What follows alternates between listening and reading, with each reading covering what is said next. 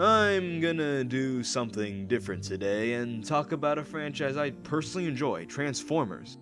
Now, the title is a bit unfair. Earthrise isn't really a show itself, but the second season to Netflix's Transformers War for Cybertron trilogy. And my feelings on it are confusing. Is it good? Now, I never talked about Siege, and well, there's not much to say if I'm honest. The recap Netflix gives is easier to get through than that bore of a show. Opposite case for Earthrise, but before I get deep into spoilers, I'll say general thoughts. Is it better than Siege? Yes. Is it good? No. Is it entertaining? Yes. But I really hope the future of this franchise doesn't follow the same way. Now let me get you through the...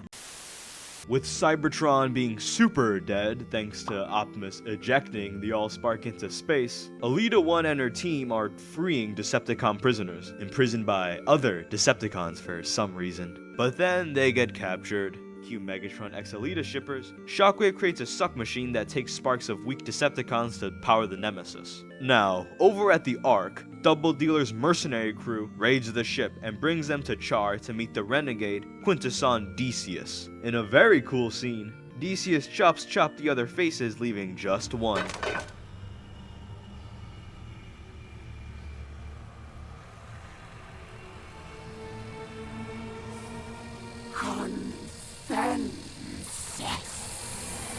And kinda just disappears after the mercs turn on them. Oops. Double Dealer calls up Megatron, off screen for some reason, and leaks the location of the Ark, leading to the Nemesis taken off. Scrapface eventually saves Elita's team and joins them, leaving a nice Autobot Decepticon team against Shockwave's suck machine.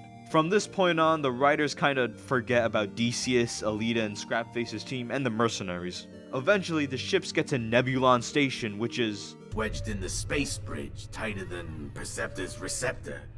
What? The Autobots need to blow the station so they can use the space bridge to get to the recently located Allspark. Scorponok's the only guy there, just so they can have something to shoot at and messily tie the Quintessons back. When the bombs to blow Nebulon Station go off, Optimus and Megatron get stuck together, cue Megop shippers. When everyone gets back to their own ship, Starscream shoots the Ark and explodes the bridge, which opens a portal to the dead universe? Anyway, Megatron, thirsting for Optimus, follows.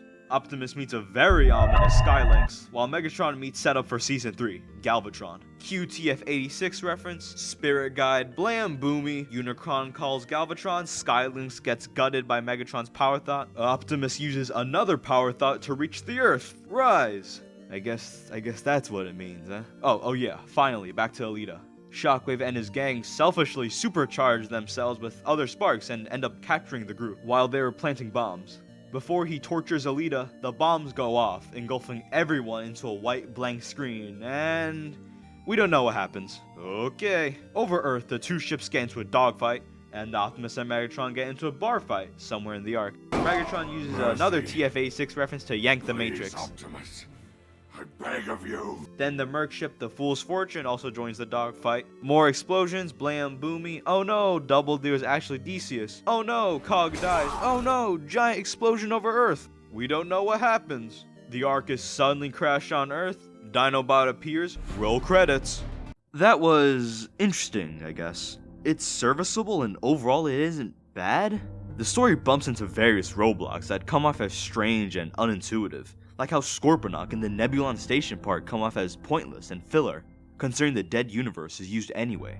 Or how Megatron's story jumps from Elita's to Optimus's, and how many characters disappear for a super long time and bear little relevance. Speaking of characters, I like what the writers tried to do with Optimus Prime, instilling him with self-doubt and guilt for his mistake of launching the Allspark in Siege. He's supposed to be in his darkest hour here. But man, Optimus still, sucks balls here? He often refuses to attack Megatron and prefers to help him. It's not fair to his soldiers, and it often bites them in the face. Optimus acknowledges this, but begs Megatron to forgive him anyway. It's nice in character, but at their point of desperation, why? It honestly comes off as an imitation of his fresh, out-of-school self in animated and Cyberverse. As for the rest of the Ark crew, I liked Ironhide, Wheeljack, RC, and especially Cog and Bombi. Sweet boy. Rest of them are mostly vacant, which is fair since Prowl, Ratchet, Mirage, they all had their spotlight in last season. Overall, the team is just there to be there, and nothing more, besides maybe sell toys. I'm glad we have space between Optimus and Alita, mostly to the latter's benefit. She takes more of a spotlight this season. With her entire role in Siege, she did feel tethered to Optimus Prime, though here she's kicking ass and making agreements. I'll lump the rest of her team here. I like pretty much all of them, including new face Scrapface, though Jetfire seems a bit edgy. Also, he says the cons don't deserve redemption, which is like tough coming from you, eh? I suppose the writers didn't know what to do with him since his arc already ended in Siege, so he's just here to bicker with Alita, leaving Chromie and Red Alert to listen to their parents arguing. At least he's Always alert. Though I hated the pseudo-rivalry Chromia had with Skytread, or at least the super one-side one. Yeah, I guess that was karma. The Decepticons are far more insidious this time around. Maybe the writers realized they were too likable. I still like Megatron, Shockwave, Starscream. When they're on screen, it's good fun. Shockwave's logic thing that's constantly said in Transformers is taken to a logical extreme, with him using Decepticon sparks to power himself up. Starscream's just doing Starscream stuff. Considering his racial supremacy deal from Siege, I definitely prefer his little tug-of-war with Megatron here, though it's nothing original. Megatron in this show is still pretty good. He weighs moral grounds and ultimately picks the evil choice out of desperation. He's not morally ambiguous enough or just, haha, I'm evil, enough to be a bad villain, so he's good fun.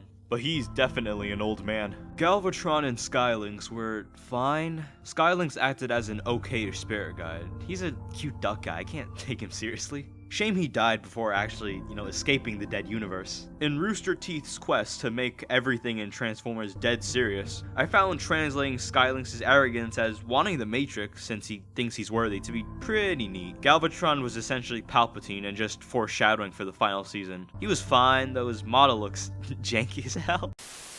The animation is still pretty ace most of the time, and up close, the models look nice. I dig the textures, though the abdomen sections still look a bit funny. Episode 1 in general is still really strong. Megatron's visit to Sector 12 and Shamble's excitement and loyalty was disheartening when Megatron reluctantly shut the place down, with the people screaming and yelling as the lights went off. It's probably the most subtle this show will ever be, and I do like them addressing the waning manufacturing side of the war. Decius cutting off the other faces was phenomenal. I thought it was so cool. Shaman went nowhere.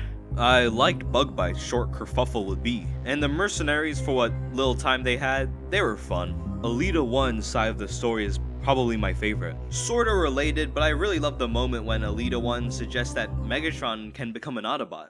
If there is truly a spark of goodness left in you, Megatron, there is another way. You could join us.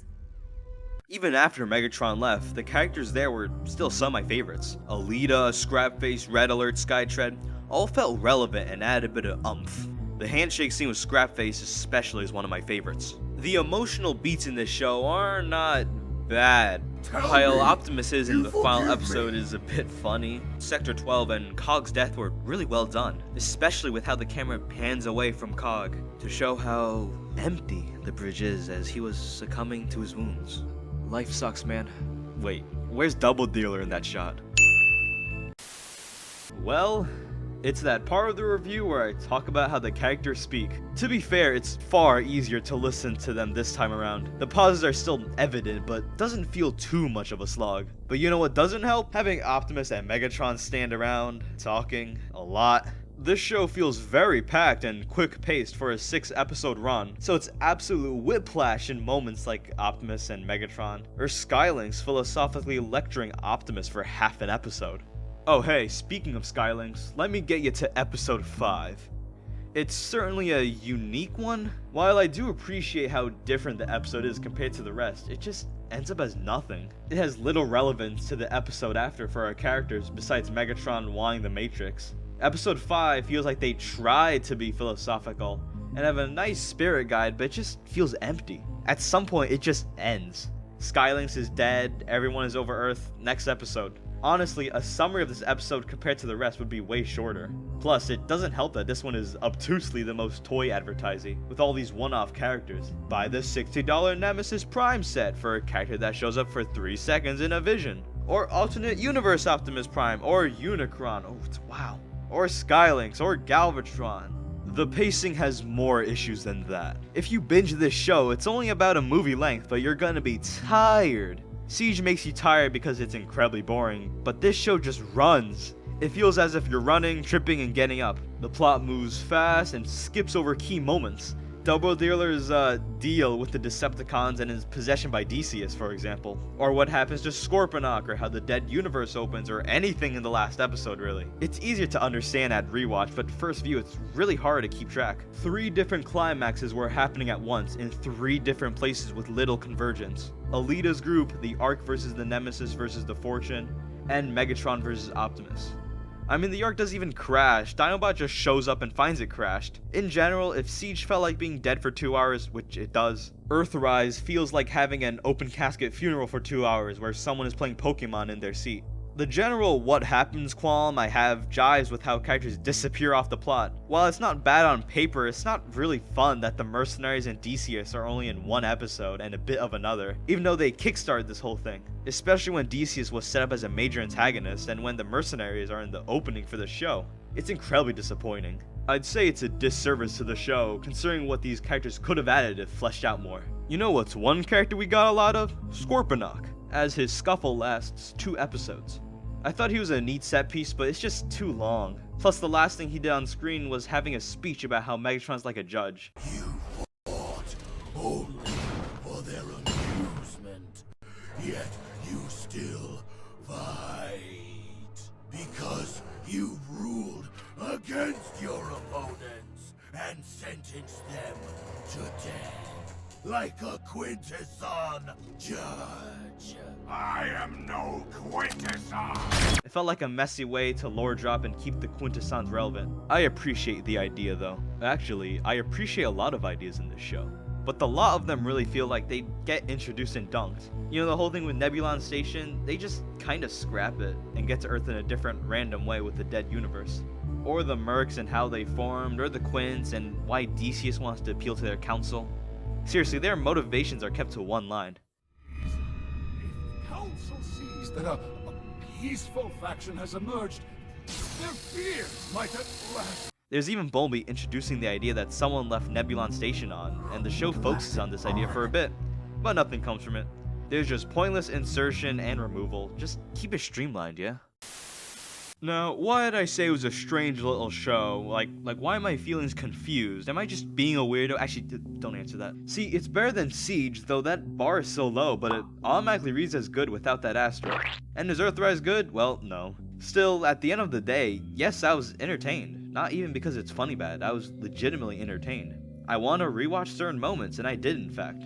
Earthrise hit for me, but man, I just don't like it. It has too much against it. It's the epitome of the G1 stagnation of Transformers. It's painfully dull and unoriginal besides a few neat ideas. It's dull even to its visuals barring a few sequences. There's little analysis to be made. Earthrise just isn't really that good of a show and it keeps my hopes low for Kingdom. But even all that, it's not terrible, not at all. It's just confusing, especially when factoring the current state of Transformers and the future. Now, before Kingdom was revealed to be Beast Wars, so like a few months ago, I was very sour on the state of Transformers. With Cyberverse ending before Siege, the franchise seemed to be at its peak of G1, but again, fine. I know it's what rakes the money in, but it's unfortunate when you see something like Siege that's obtusely for old G1 fans only. Knowing folks who have seen this show as basically their first Transformers thing, they were insanely confused, and with this season, Earthrise, it's even worse with it. How would a new person be able to tell the completely different looking purple guy is Megatron from the future? Siege had the opportunity to attract a new mainstream audience, and they flubbed it. If anything, the lack of coverage for Earthrise is an embodiment to that. Honestly, it makes me wish Cyberverse was more not so in the sidelines. I'm sure the one 6 AM time slot didn't help. Barring that, Cyberverse was a great mix of old and new, far better to Siege/Earthrise in pretty much every way, I'd say. But much like IDW's second Transformers universe, Cyberverse is still the same Generation 1 Transformers. just given an admittedly good coat of paint. I just wish the franchise was more dashing, huh? I mean, Hasbro knows what rakes the money in, and that's G1. But that's not gonna last forever. Plus, it is kind of funny Hasbro has had to piss off their fans in order to make a new, exciting transformation of the franchise to push it forward. Truck not monkey! I hate Bayformers! Ah! Uh-oh. So, quite frankly, I was happy when Hasbro decided to branch off to Beast Wars for the third part, Kingdom. Hey, even new characters. Plus the Beast Wars comic and the new Cyberverse movies, I'm cautiously on board for the future now, huh? But still, I also would not like to see if the franchise is just stuck in a cycle of rehashing the old. What if the next toy line is just Beast Machines? I mean, I'd dig it. I'm just not a fan of us recreating the entirety of Transformers history for the next 2 decades or whatever. But it is also too early to tell. And hey, words of a BotBot show is being passed around, and I can only hope this franchise that is ultimately mediocre and just to sell toys, but that I love for some reason, can go up from here. I guess we'll see. So, thanks for watching, and I do want to make more videos like this instead of just the commentary less gameplay. Not that I don't like those, but this is more fulfilling, eh? I'll see you on the Beast Wars Kingdom sausage.